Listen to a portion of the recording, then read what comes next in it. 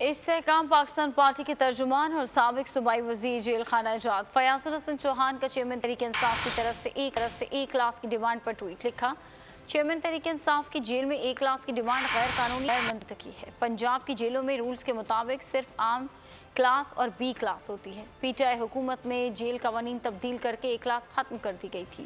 B class में सिर्फ TV, bed, table, कुर्सी और अखबार की सहूलत मिलती है। इसके अलावा सहूलियात की ख्वाहिश बिल्ली के ख्वाब में छिछड़े के मुतरादिफ है। अगर आपको ये वीडियो पसंद आई है तो हमारे चैनल को सब्सक्राइब कीजिए और बेल आइकन के बटन को क्लिक कीजिए। तारीख का अमीन,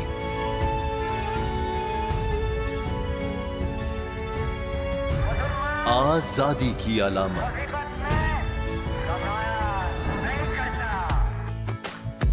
हुस्न का आईनादार, फिक्र व नजरिए की अक्कास,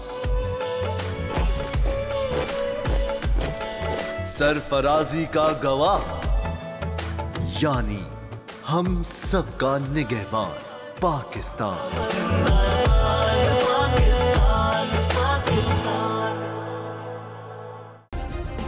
सब्सक्राइब करें और बेल दबाएं ताकि कोई खबर रह न जाए।